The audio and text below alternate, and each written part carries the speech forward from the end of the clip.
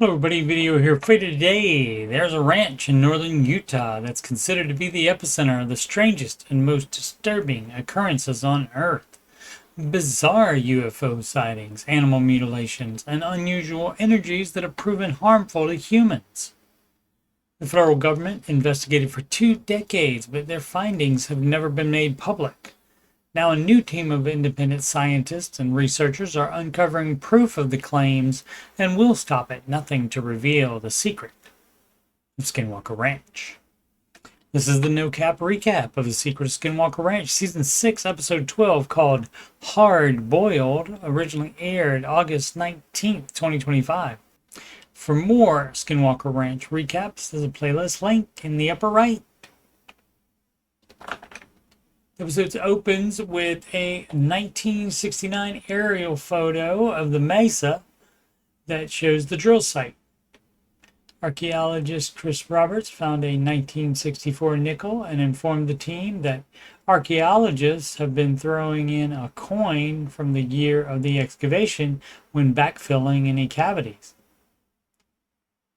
The team used that year to search for images of the ranch. There are pictures up until 1963, the year before the likely excavation. But then there is a gap with the next images found being from 6 years later in 1969.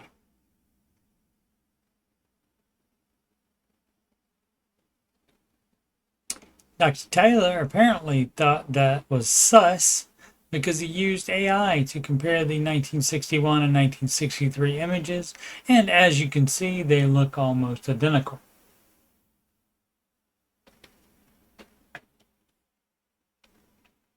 Adding the 1969 image, the AI apparently also thought it was sus because it reasoned that the area that looks like higher elevation has been altered. Dr. Taylor says it has been dithered, raised, blurred, or made brighter. He also posits two theories. Because NASA was preparing for the trip to the moon in 1969, there were 10 unmanned launches as tests and research from 1961 and 1965.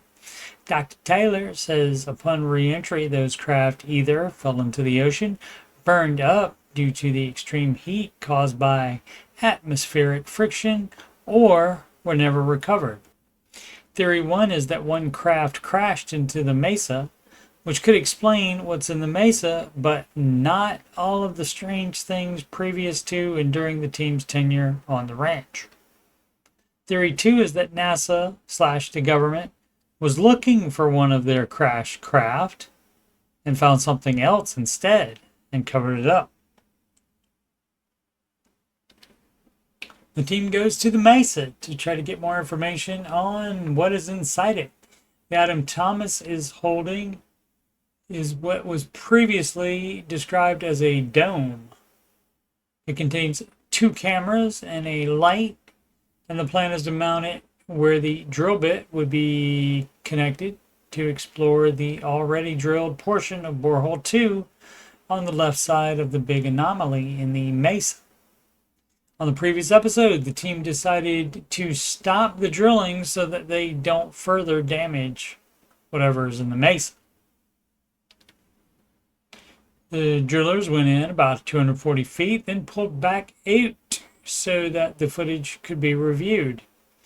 I was hoping for a live video monitored by the team, but I can see how this would be much easier and be less complicated. Despite the light, not much can be seen, but there are these flashes of light that Eric and Dr. Taylor think are gamma rays, which can happen naturally underground. The ceramic possible heat tile pieces that were recovered multiple times from both borehole spoils did have elevated levels of radiation. The plan now is to return to borehole 1 that was completed from the side of the mesa in an arc up through the top of the mesa to install industrial PVC pipe in it, and then deploy various scientific instruments to collect data on the unknown object. The next afternoon, the plan is revealed to be the drillers pushing back up through the borehole to the top of the mesa, then attaching a pulling eye to the drill head, then attaching the eye to the PVC pipe to pull it back down through the borehole. And of course, that doesn't happen without incident. 450 feet in, the drillers hit an obstruction. The borehole was completed and then coated with cement gel to prevent collapsing, so this shouldn't be happening.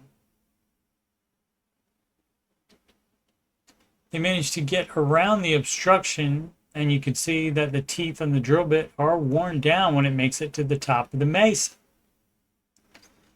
They were new when the drilling started earlier this day. It's a 4-inch pipe being pulled through a 7-inch borehole, but still the drill rod / pulling eye / PVC pipe combination gets caught on something 240 feet from the top of the mesa.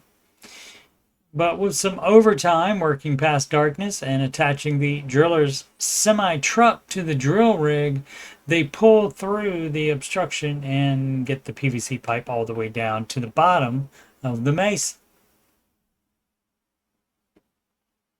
Ranch and Oak Island veteran Jan Franke returns to the ranch with a specialized ground-penetrating radar device that will fit inside the PVC pipe in borehole 1. Also, Sam has constructed a sled that houses a bunch of different scientific instruments, including a magnetometer and a gamma ray detector to be used after Jan's scan is done.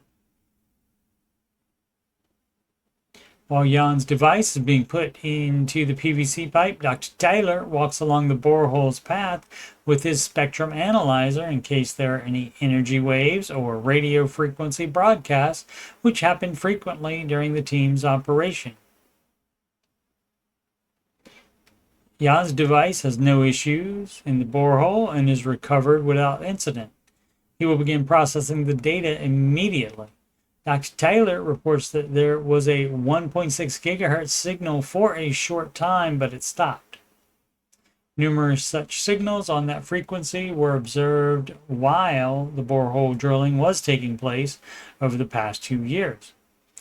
An antenna array detects the originating source to be very near the hard material spot that damaged the drill bit teeth in this episode, inside the mesa.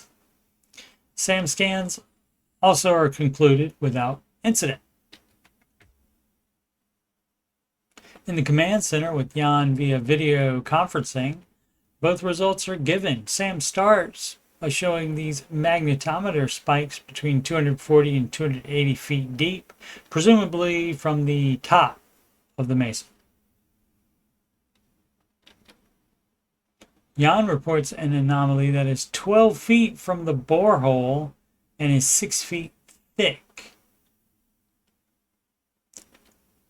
Further down the borehole, smaller, what Jan calls bits and pieces, are detected. The anomalies match Sam's data. Jan agrees with Eric that it is likely not natural metals. Members of the team returned to Utah Valley University with the ceramic chips found in drilling spoils, this time for chemical tests. First, a mass spectrometer is used, just like on NCIS and bones.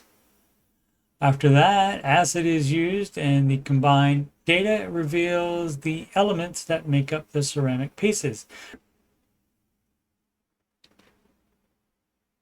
The first surprise is that this piece is floating.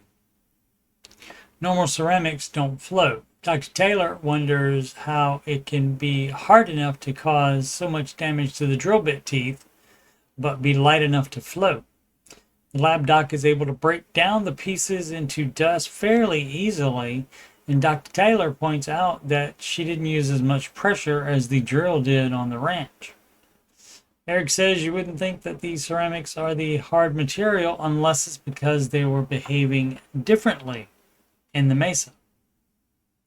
Dr. Taylor reminds us that on the previous episode, we saw the lab's electron beam damage the ceramic sample. but then the holes created closed back up when the electron beam was turned off. The second surprise is that it contains vanadium, which Dr. Taylor tells military vehicles and spacecraft contain that element. Its primary use is to enhance the strength and toughness of steel alloys. They attempt to cool it with liquid nitrogen, but it is taking a very long time. We're reminded that what should have been 1,000 degrees due to the drilling pressure was seemingly absorbed by something because the drill bit temperature stayed in the 70-degree range.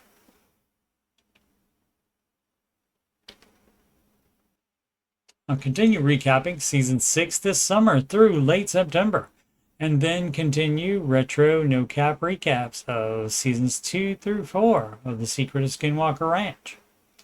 I'll also be finishing up retro no-cap recaps of The Curse of Oak Island, second half of Season 8. All of the other seasons and episodes are already done and are in that Oak Island playlist. Thank you so much for watching. Please subscribe, like, and comment.